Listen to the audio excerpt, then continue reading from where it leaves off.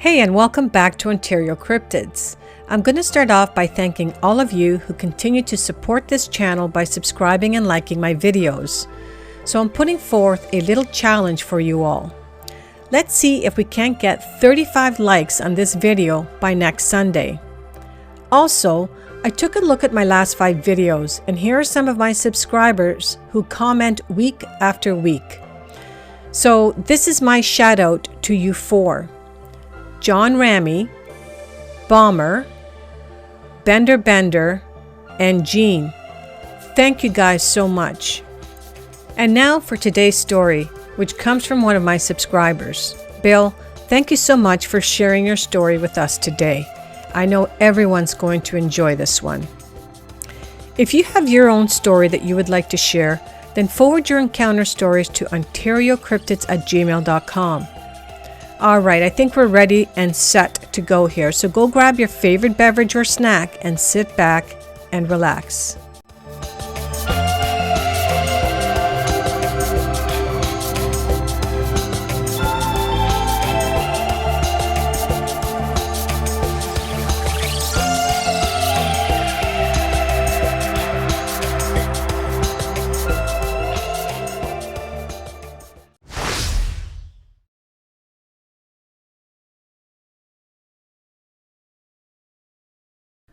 All right, this story takes place in December of 1962, somewhere in West Virginia. I was born in a very large and impoverished family. I'm the youngest of 10 children. My dad was a coal miner and made very little money. We raised a garden and killed a pig and 1 beef every winter. We picked wild raspberries and blackberries and some apples that grew wild in the mountains. We lived in a hollow in the hills of West Virginia that only had 1 road in, and it was dirt. We didn't have a television, so we played outside and up in the hills. We would take an old army canteen full of water, and we'd carry some bread to eat and go into the hills in the morning and stay till dark, then come home. It was not unusual for us to see a bobcat or a black bear, plenty of snakes, and just normal wild animals. There was one section of the hills that was just creepy. We never saw anything or heard anything, but all of us just felt the strange, creepy feeling when we were in that place. We didn't like going there, but there were some big apples growing back in that section of the mountain. In the late 50s and early 60s, during the fall and winter, things changed around our little coal camp. People began talking about the white thing. In the evenings, we started hearing very loud screams that would turn into ferocious growls. Sometimes it would sound like a woman being torn apart. Other times it was just a forceful scream that always ended with a loud growl or howl. Our entire town sat in between the mountains, so the sounds were really noticeable. When I asked my dad what was making that sound, he would just say, "I guess it's that white thing." Then he'd tell us to stay in the house at night. It always sounded close no matter where we were. We didn't have inside plumbing and had to go outside to an old toilet. I hated that when it was nighttime. The year was 1962, early December, and I was just days away from turning 10 years old. On this day, school was out because it had snowed all night the night before, and we were so remote our roads were not a priority for grading, so the school bus couldn't come to pick us up for school. Most of the kids spent the day riding sleds down an old strip of mining road. We always built a fire at the top of the hill so that we could warm up from time to time. Just about every kid in town was riding sleds all day long and into the night. As it started to get dark, everyone had begun to filter off the hill and had gone home. There was 5 of us left at the fire at the top of the hill.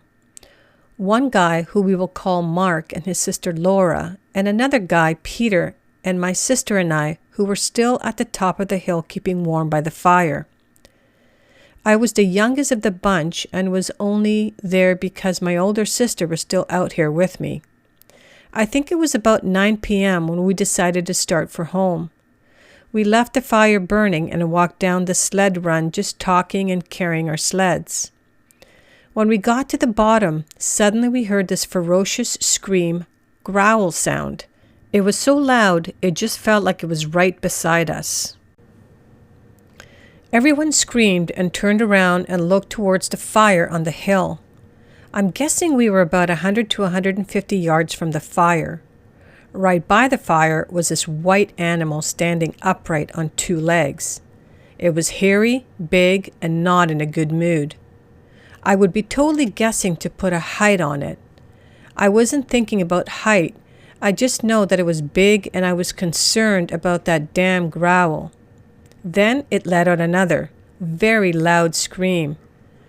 The word scream just doesn't do it justice to describe the sound because it was so forceful and thunderous. Laura fainted and her brother Mark and Peter grabbed her and went to their left towards Laura and Mark's house. I'd say their house was about 800 yards across the creek. My sister and I went to our right towards our house. We had about the same distance to go, and I was scared shitless. I was too scared to cry, and my sister just kept saying, "Oh Lord, help us. Just keep moving, Billy," over and over again. We ran through the snow all the way home.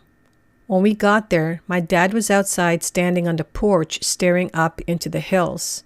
He asked us, "Did you all hear that thing scream?" And we both said yes. We told him that we saw it standing by the fire at the top of the sled run. Then my dad said, "That's it. You all can't go back up there at nighttime anymore." He didn't have to tell me that because I wasn't going back anyways. In 1962, nobody had heard of Bigfoot or Sasquatch in our town, but now I know that's what it was. The dogs in our town hated the white thing, and it hated the dogs. Several of the town's dogs were found dead and had been torn limb from limb.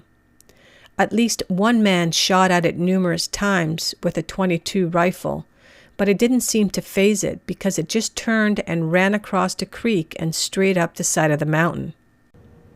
I graduated in 1970 and left the state that August. I have spent the rest of my life away from my hometown in West Virginia, and I'm now 68 years old. The sound still resonates in my mind almost daily, even more than the sight. I have hunted all my life with no other encounters or strange events, but one encounter was enough. Thank you for sharing my story. Bill, it's you that I have to thank for allowing me to share your story. I loved how you transitioned from your childhood upbringing all the way up to the location of the town and what was going on during that time, and then into the actual encounter. I just thought it was a great storyline transition, beautifully written. Thank you so much for sharing your story. And I'm sorry to hear that you're still being haunted by the sounds of your encounter. So thank you again for sharing. And on that note, I would like to ask anyone else, if you have an encounter story that you would like to share, then please forward your encounter stories to OntarioCryptids@gmail.com. And I will be more than happy to share your story here on my channel. I told you guys that this story was going to be special, but that's going to be a wrap for today. And so I hope you all stay safe and sound, and we will catch you all next week.